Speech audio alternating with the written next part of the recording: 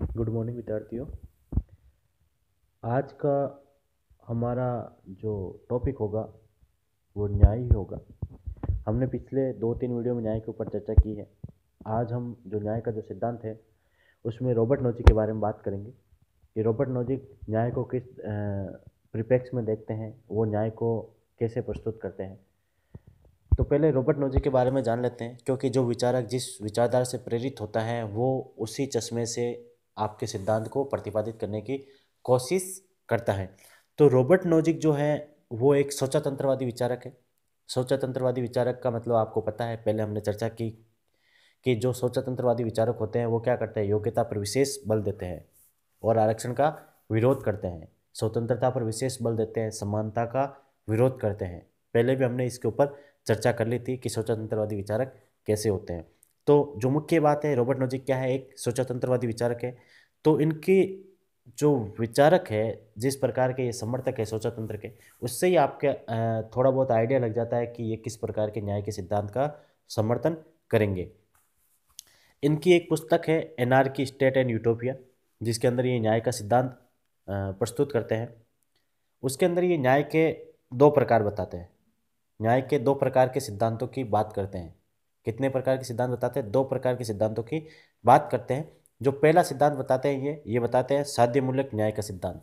साध्यमूलक न्याय का सिद्धांत, साध्यमूलक का जो न्याय का सिद्धांत बताते हैं, इसमें ये कहते हैं कि जो इस प्रकार का जो न्याय का सिद्धांत होता है, साध्यमूलक जो न्याय का सिद्धांत होता है, उसमें मूल्य और शर्तों पर विशेष बल दिया जाता है। जो मूल्य होते हैं, जो वैल्यू होती है, जो शर्तें होती है, उस पर विशेष बल दिया जाता है। ये कहता है कि इस प्रकार का जो न्याय का सिद्धांत है, जो साध्यमूलक न्याय का सिद्धांत है, वो कौन देते हैं? उपयोगितावादी विचारक बेंथम के द्वारा दिए जाते हैं। उपयोगितावादी जो विचारक है बेंथम, वो इस प्रकार के सिद्धांत देते हैं, साध्यमूलक न्याय का सिद्धांत देते हैं। उसके अंदर ये उनकी आलोचना करते हैं कि उन्होंने शर्तें और मूल्यों को तो ध्यान में रखा, लेकिन जो व्यक्ति की जो योग्यता होनी चाहिए उसकी अवहेलना की है। इसलिए इस सिद्धांत को वो उचित नहीं मानते, क्योंकि जिस सिद्धांत के अंदर योग्यता नहीं होगी उसको रॉबर्ट नोजिक उचित नहीं मानते। क्यों? क्योंकि ये एक सोचातंत्रवादी विचारक है जो किस पे बल देते हैं? योग्यता पर बल देते हैं। तो जो साध्यमूलक न्याय का सिद्धांत है वो बेंथम प्रतिपादित करते हैं। तो ये बेंथम के सिद्धांत की आलोचना करते हैं कि इस प्रकार का जो सिद्धांत बेंथम देते हैं उसमें वो योग्यता पर बल नहीं देते हैं, इसलिए इस प्रकार के न्याय का सिद्धांत उचित नहीं है। दूसरा जो न्याय का सिद्धांत रॉबर्ट नोजिक बताते हैं वो है ऐतिहासिक मूलक न्याय का सिद्धांत। क्या बताते हैं? ऐतिहासिक मूलक न्याय का सिद्धांत। इस सिद्धांत के अंदर वो क्या बताते हैं? इस सिद्धांत के अनुसार वो कहते हैं कि न्याय का आधार योग्यता होना चाहिए। न्याय का आधार क्या होना चाहिए?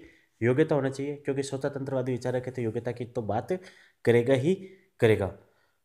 यदि किसी व्यक्ति ने इतिहास में योग्यता के आधार पर कोई वस्तु या संपत्ति प्राप्त की है तो वह उसका पूर्ण स्वामी होगा। रॉबर्ट नोजिक क्या कह रहा है कि न्याय का आधार क्या होना चाहिए? योग्यता होनी चाहिए।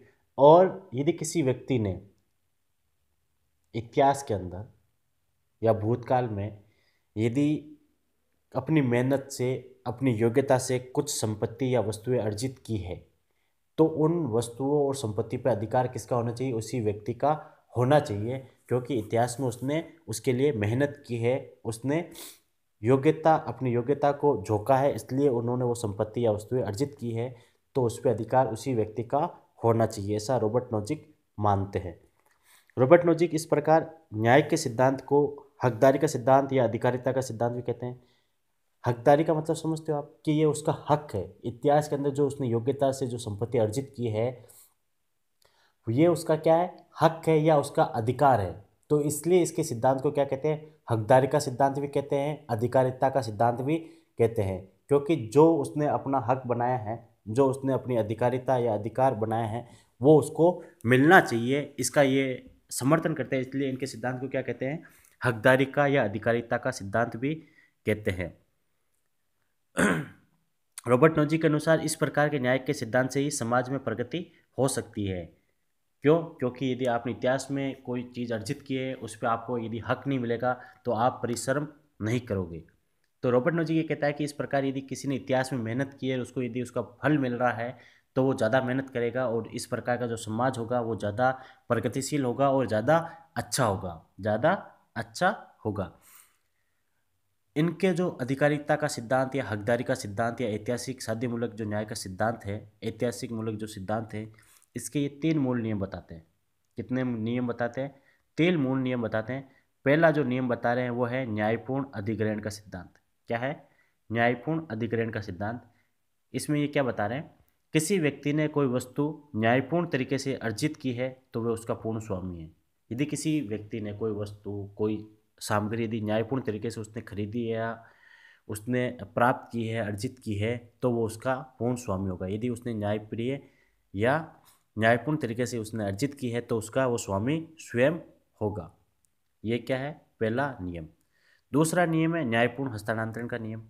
हस्तांतरण के नियम में भी यही बताते हैं कि यदि किसी व्यक्ति ने न्यायपूर्ण तरीके से कोई संपत्ति अर्जित की है तो वो उसको बेचने का भी या उसको किसी को देने का भी हकदारी होगा और उसको अपने हिसाब से मूल्य डिसाइड करने का भी हक होगा। वो उस संपत्ति को कितने रुपए में बेचे, ये उसका अधिकार है।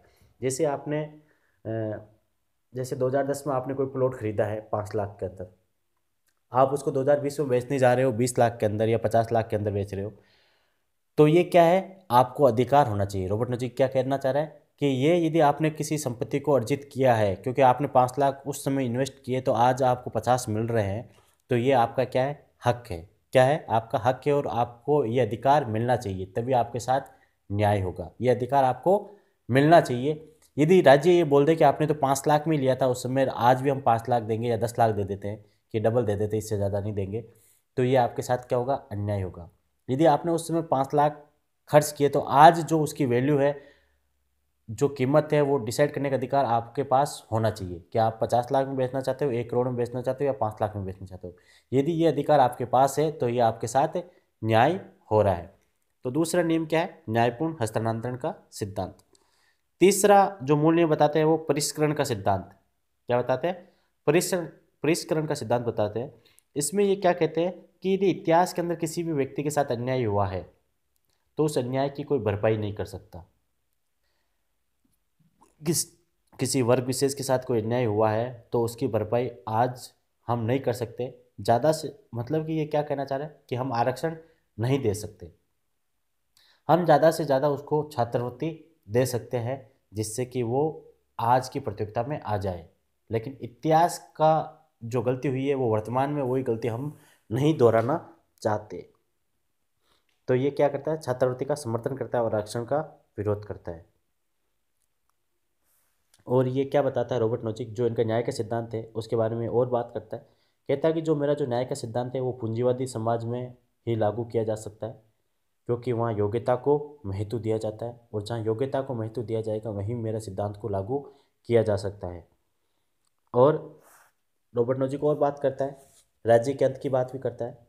ये चाहता है कि राज्य का अंत कर दिया जाए, राज्य की शक्तियों को कम कर दिया जाए या उसकी शक्तियों का अंत कर दिया जाए, इसका समर्थन करता है ये। इसलिए उनको अर्ध अराजकतावादी विचारक भी कहते हैं। अर्ध अराजकतावादी विचारक कौन से होते हैं? जो राज्य में विश्वास नहीं करते हो, जो राज्य में विश्वास नहीं करते हो। रॉबर्ट नोजिक पेटेंट व्यवस्था का भी विरोध करता है। पेटेंट यानी कि यदि आपने कोई अनुसंधान किया है तो उस पर आपका हक है। जैसे आज चल रहा है, वर्तमान में चल रहा है, जैसे कोविड-19 की वैक्सीन के बारे में क्या चल रहा है? वैक्सीन के बारे में अनुसंधान चल रहा है, आप उस पर रिसर्च कर रहे हो। यदि किसी कंपनी ने यदि कोविड की वैक्सीन बना ली है तो उसका पेटेंट हो जाएगा। क्या हो जाएगा? कि उसने पेटेंट कर लिया, वो फॉर्मूला वही कंपनी यूज कर सकती है। उसके अलावा यदि कोई और कंपनी यूज करती है या कोई और सरकार यूज करती है तो वो जो कंपनी जिसने सबसे पहले अनुसंधान किया है या रिसर्च किया है, जिसने पेटेंट करवाया है, वो उसकी कीमत वसूलेगी, वो उसकी कीमत वसूलेगी। यदि कोविड-19 में भी यही हो रहा है कि जो यदि किसी कंपनी ने यदि टीका बना दिया है तो वो टीके का जो मूल्य होगा वो निर्धारित करने की जो सारी शक्तियाँ किसके पास होगी? उस कंपनी के पास होगी कि वो टीका कितने में देना चाहिएगी। क्यों? क्योंकि उसने अनुसंधान किया है, उसने उसके ऊपर रिसर्च किया, उसने उसके ऊपर मेहनत की है, तो उस मेहनत का हक उसी कंपनी को मिलेगा। ऐसा रॉबर्ट नोजिक का मानना है। वो ये कहता है कि जो पेटेंट होता है वो होना चाहिए और उसको बल देना चाहिए, क्योंकि पेटेंट की वजह से क्या होता है कि प्रतिस्पर्धा होती है समाज के अंदर, व्यक्तियों में प्रतिस्पर्धा होती है और अपनी योग्यता के अनुसार वो कार्य करने की कोशिश करते हैं। यदि उसका फल उनको मिल रहा है तब वो ज़्यादा मेहनत करेंगे और समाज ज़्यादा न्यायप्रिय होगा। तो रॉबर्ट नोजिक के न्याय के सिद्धांत की ये सामान्य विशेषता है जो मैंने आपसे चर्चा की है। अब इनकी आलोचना भी होती है कि रॉबर्ट नोजिक क्या करता है कि सामाजिक न्याय या कल्याणकारी कार्यों की अवहेलना करता है। सामाजिक न्याय या कल्याणकारी कार्यों की अवहेलना करता है। कैसे कर रहा है? क्योंकि आरक्षण का विरोध करता है। लेकिन इसके समर्थन भी है, महत्व भी है इसका कि आज का जो उदारीकरण का दौर है या जो वैश्वीकरण का दौर है, उसमें प्रतिस्पर्धा को सबसे ज़्यादा महत्व दिया जाता है। प्रतिस्पर्धा कोई ये माना जाता है कि प्रगति का आधार क्या है? प्रतिस्पर्धा है। और इसकी वजह से रॉबर्ट नोजिक का आज भी महत्व बरकरार है। धन्यवाद।